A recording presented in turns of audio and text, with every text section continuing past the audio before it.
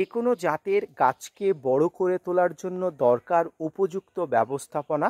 এর মধ্যে অন্যতম হলো আম গাছ। আম আমাদের কাছে অত্যন্ত প্রিয় একটি ফল। যদিও আম গাছ আমাদের এলাকাতে নর্মালি পাওয়া যায়, কিন্তু আমরা ছাদে যে সমস্ত আম গাছ নিয়ে আসি সেই সমস্ত আম গাছ হলো বারোমাসি। বারোমাসি আম গাছ সাধারণত আমরা আমাদের আশেপাশে দেখতে পাই না, কিন্তু বর্তমানে বিভিন্ন প্রজনন ঘটিয়ে বর্তমানে বিদেশি আম গাছগুলো আমাদের ছাদ বাগানে স্থান পাচ্ছে। সেগুলো বাণিজ্যিকভাবে বা ছাদ বাগানে আমরা রোপণ করছি। আজকের ভিডিওর আলোচনার বিষয়বস্তু হলো অক্টোবর মাসে ছাদ বাগানে বৃদ্ধি হওয়ার জন্য আপনাকে কি ব্যবস্থাপনা গ্রহণ করতে হবে, কীভাবে ছাদ বাগানের গাছগুলোকে বড় করে তুলবেন। আসুন তাই নিয়ে থাকছে আজকের ভিডিওটি। না স্কিপ করে কন্টিনিউ করুন।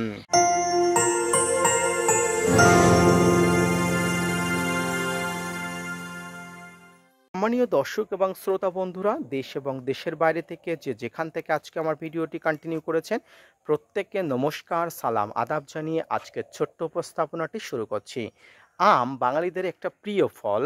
এই প্রিয় ফলের আমরা টানে ছাদ বাগানে আমরা যাতে 12 মাস আম পেয়ে থাকি, তার জন্য বিভিন্ন নামি দামি প্রজাতি, দেশি বিদেশি প্রজাতি আমরা নিয়ে থাকি। কিন্তু কখনো কখনো আমাদের আম গাছের গ্রোথ হয় না, কখনো কখনো গাছের নানা ধরনের সমস্যা দেখা যায়।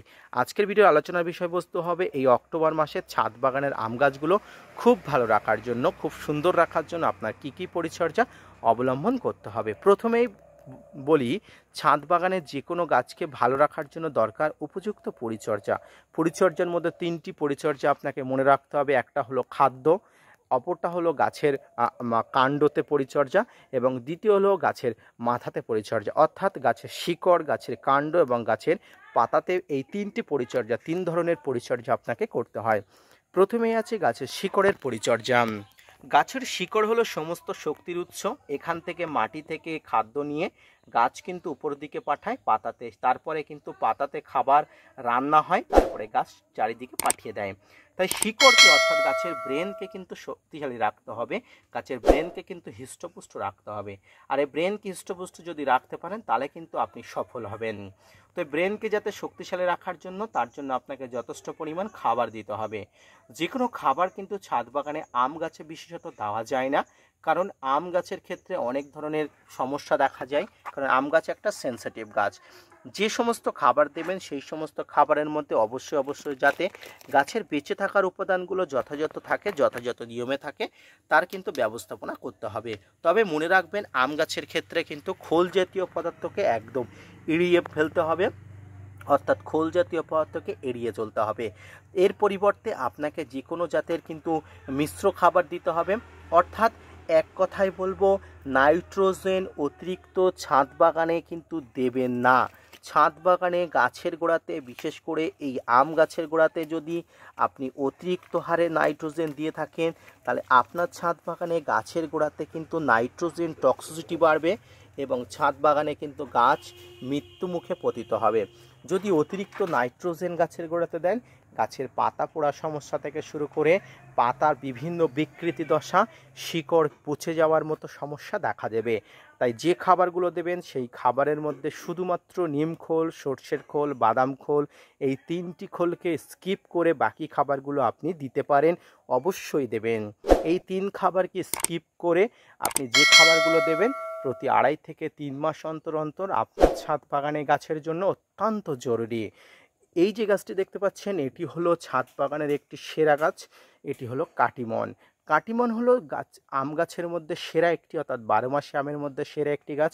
সারা বছর এখান থেকে ফুল এবং ফল আসে যদি গাছটি ম্যাচুরিটি পেয়ে থাকে, যদি গাছটি সঠিকভাবে বৃদ্ধি হয়ে থাকে এবং গাছের বয়স 2 বছর হয়ে থাকে।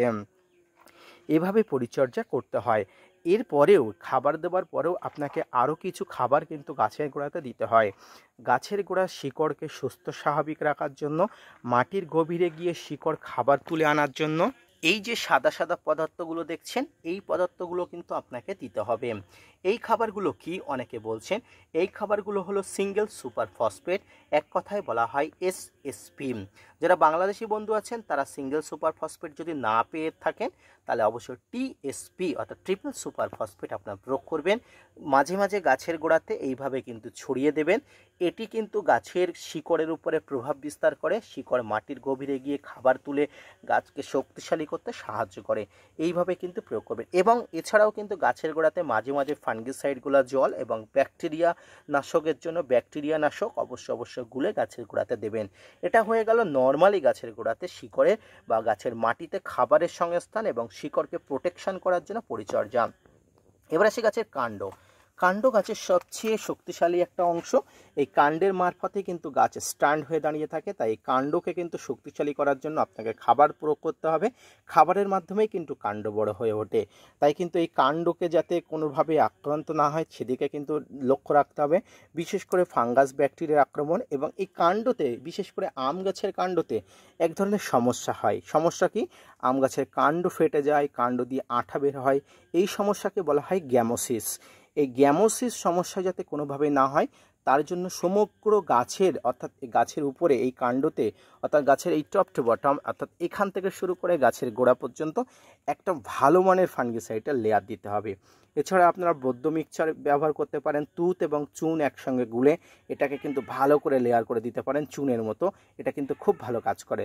এবং যদি আপনারা এটা না করতে পারেন তাহলে অবশ্যই ব্লাইটক্স ফাঙ্গিসাইড একদম আঠালো করে গুলে সমগ্র গাছে এভাবে দিতে পারেন। তাহলে কিন্তু এই যে গ্যামোসিসের রোগের কথা বলছি, গাছের ফাটা রোগের কথা বলছি, এই যে কাণ্ড ফাটা রোগের কথা বলছি, এই ধরনের সমস্যা কিন্তু হবে না।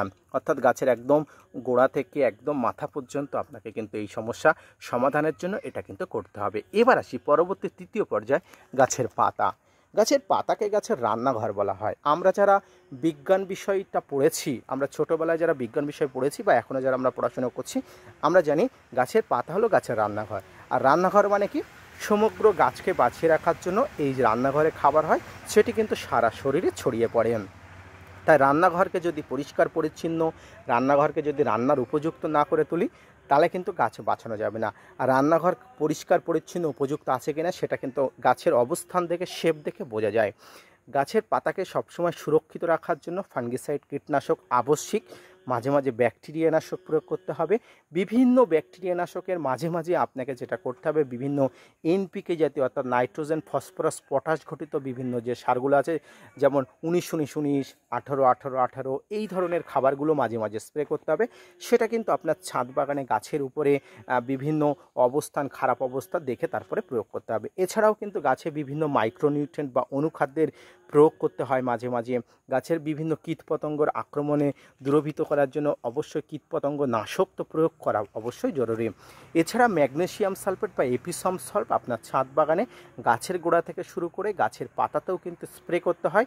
গাছের পাতা হলুদ হয়ে যাওয়া, বিকৃতি হয়ে যাওয়া, গাছের বৃদ্ধি না হওয়া, গাছের পাতা ছোট হয়ে আসা, নৌকাকৃতির হয়ে আসা, এত সমস্যার সমাধানের জন্য কিন্তু এই যে এপিসম সল্ট বা ম্যাগনেসিয়াম সালফেট কিন্তু প্রয়োগ করা হয়। এপিসম সল্ট বা ম্যাগনেসিয়াম সালফেট সম্পর্কে আপনারা অবশ্যই যদি বিস্তারিত জানতে চান পরবর্তীতে কোনো ভিডিওতে জানাবো। তার আগে আপনারা অবশ্যই আপনাদের আগ্রহটা দেখাবেন যে এপিসম সল্ট বা ম্যাগনেসিয়াম সালফেট সম্পর্কিত আপনারা বিস্তারিত জানতে চান কিনা।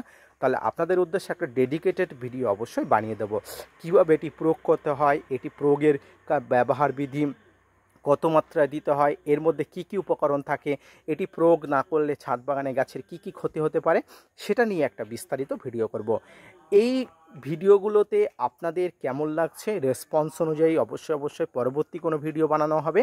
তো আজকের ভিডিওটি মূলত ছাদ বাগানে আম গাছ ভালো রাখা, গাছের গোড়া, গাছের কাণ্ড, গাছের পাতা সমস্ত কিছু ভালো রাখার সমস্ত উপকরণগুলো, রেমেডিয়ালগুলো, মেডিসিনগুলো আপনাদের বলে দিলাম। গাছকে ভালো রাখুন, সুস্থ রাখুন, ছাদ বাগানি হয়ে উঠুন। আপনি সফলভাবে ছাদ বাগান থেকে ফল ফুল নিন এবং আপনার মতো সফল ছাদ বাগানে প্রত্যেকটি ছাদ বাগানি হয়ে উঠুক এই কামনাই করি। ধন্যবাদ।